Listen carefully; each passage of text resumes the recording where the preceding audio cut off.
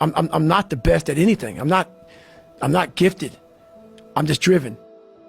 I'm a guy that came from nothing. Anybody's capable of doing shit like this. Anybody. And I sat in that tub. She put the water on me. She called my mom up. And my mom was dating a doctor at the time. The doctor said, you need to get him to a hospital now. She came back in. All I wanted to do was call Chris Costner on the phone, the race director of Badwater, and say I can get it. So she said, I'm taking you to the doctor. I said, no, let me sit here and enjoy this pain. She said, what are you talking about? I said, you know, I need to go to the doctor. I realized that. But I never thought it was humanly possible to do what I did. I went 70 miles. And at 70 miles, I was dead. I was at 100%. What I thought was 100%. I went 31 more miles after being in the worst physical shape I've ever been in my life. As I sat in that tub and the waters hit me, and it was the most amazing feeling of accomplishment.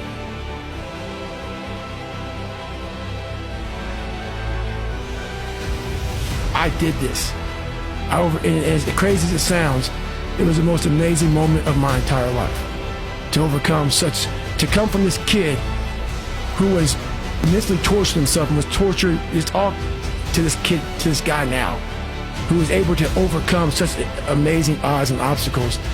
And I called Chris Costner, the race director of Badwater, and he said, the idea of a 24-hour race is to run 24 hours. You only ran 19. And he put doubt in my mind that he would let me into Badwater. 2 weeks later, roughly, December 5th, was this marathon that we all signed up for. I couldn't walk. I could not walk. I ran 100 miles before I ran a marathon. 10 days or 2 weeks after this 100 mile in one race I did, this marathon, December 5th in Las Vegas. That gun went off 2005. 14 days after, I broke myself off and I qualified for the Boston Marathon. I ran 3:08. Like, the gun went off and that thing came back. Like, all right, man, what if? And then I went to the Hurt 100, race in Hawaii, 26,000 feet of climbing over 100 miles. Probably one of the top 5 hardest 100-mile races in the world. Out there and got through the race. Did it in 33 hours, was the 9th place finisher, and I qualified for Badwater and got in. I went on to lose weight and train hard, and I got 5th my first year and went back my second year and got 3rd. I'm not the best at anything. I'm not gifted. I'm just driven. Out of the 100 men that go into war, 10 shouldn't even be there. 80 of them are just targets. 9 do most of the fighting. 1 is a warrior. I saw it going through training. I saw it everywhere I went. There's so many people who just show up to life. There's something about talking to a guy like you that a lot of people hope that you're going to say some magic thing that's going to click in their brain. What you're saying is that you have to do those things. You have to suffer. You have to live in it. You have to be comfortable in it. And then maybe some of that shit will help you a little bit along the way. See me now as the guy that with his shirt off who can do 4,030 pull-ups in 17 hours, who can run 205 miles in 39 hours, who can do all this crazy shit. But what they don't understand is they don't understand the journey that it took me to get to this point. And what got me to this point was I was just the opposite of what I am today. I was that guy who ran away from absolutely everything that I got in front of me. I wanted to quit so badly, but I quit everything in my life. I copied through school. I wanted to prove people wrong. And so here I am in this Air Force program, starting to get a little more confidence, but this water was kicking my ass. And 6 weeks into the program, the doctor gave me to read about how we can quickly get somewhere. That's why the 6-minute ab is so powerful.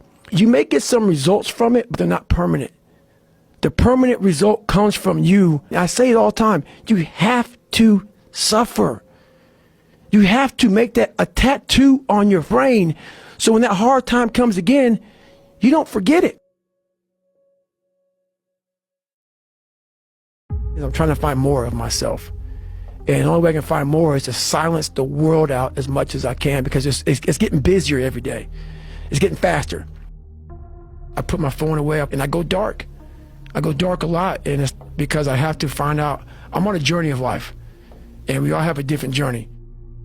I like to take this 4-lane highway, the easy highway. We all love that 4-lane highway. We always step over the shovel. That shovel, I made my own path. But going through this path of life, this journey over here that you make yourself, that's incredibly difficult, and we're afraid.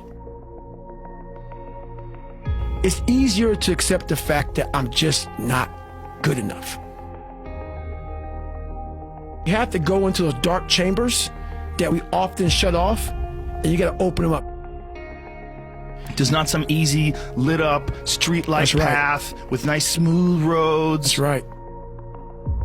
Fail, and you're gonna be in your head, you're gonna be saying I'm not good enough, and it's how you get through that.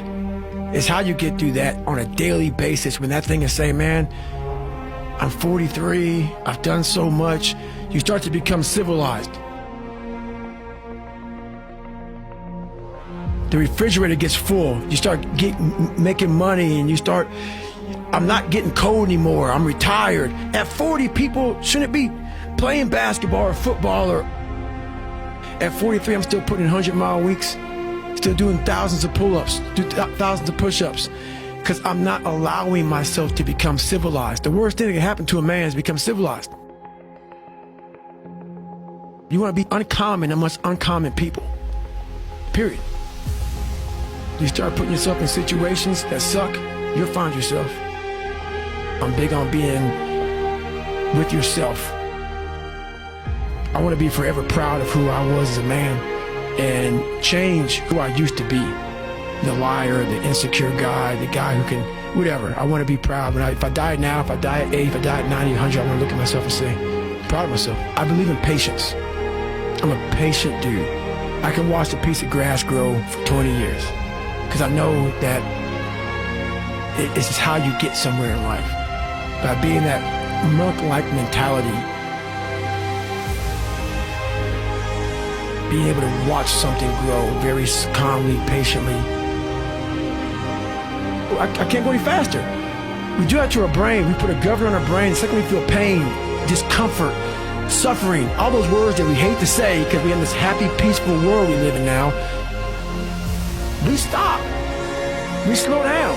And if you can get through these different barriers and gain 5%, 2%, 3%, that 40% becomes 60. That 60% becomes 70, 80, and 90. And then you'll hopefully one day near 100. That dreamer mentality just would always fuel me. It would just fuel me, man, what if I can be a SEAL, man? Now I run 205 miles. What if I can go? What if I can go? And what if, how would that feel? You have to go into those dark chambers that we often shut off, and you got to open them up. I was, like I said, 297. I was about 32% body fat. And my idea was to run 4 miles for my first run. I ran a quarter mile and walked home. I walked home and sat on my couch and cried. I sat down and I gave up. You start out on the first day, and then do you start running again the second day? Yeah, the second day I went right back after it again. But I started realizing I can't run that far. Right. So what I did was I became damn near a professional cyclist with the miles I put on the bike. I go to the gym, and I developed this crazy workout where I was doing volume, like 200-300 reps. And I spent hours in the pool, hours in the pool. I had to live in the water. The bike got easier. I was able to run more. I went from like 1 mile. 1 mile was a great accomplishment. 2 miles, and then from 2 to 3 was a big one. Then I went from 3 to 6. I failed. I'll go back to scratch. But I started realizing this is part of the process. This is part of the journey. I'm just not good enough. I'm gonna make myself good enough. When we have bad times in life, even the hardest person in the world, we forget how badass we are. during that hard time.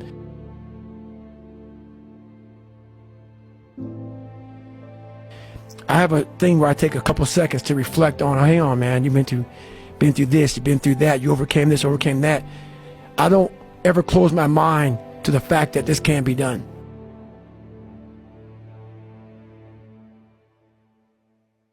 I've quit several things. I know what's on the back end of quitting. I wanted to be a man that detests mediocrity. I started callousing my mind at this point in my life. I lost the weight and I went back to recruiter. I got into that class. I went through 3 Navy SEAL Hell Weeks in 1 year. Only guy to ever be in 3 Hell Weeks in 1 year, to my knowledge. The first one I didn't make it through, the next 2 I did.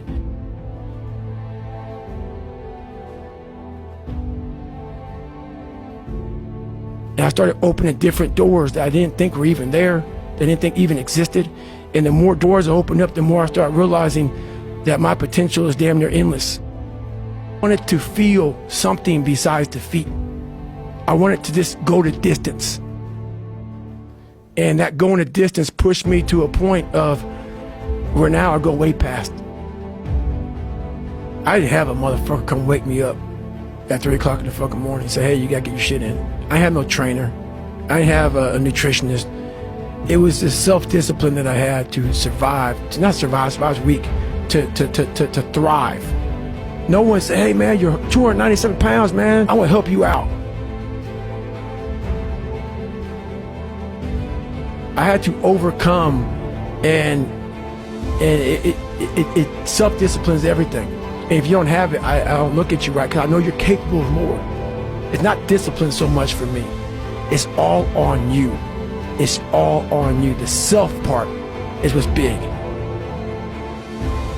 We count on people too much to get us through shit. And we look to our right, we look to our left, we're looking for help. And if you can build that self, you can build that total accountability in oneself. We live in a society where mediocrity is often rewarded. We often forget how hard we are, but you gotta reflect back. Take a couple seconds to reflect. I've been through this, I've been through that. If you don't believe it, you haven't endured shit, you're just blowing smoke, man. I'm not the best at anything. I'm not gifted. I'm just driven. It's all about trying to share that message with people.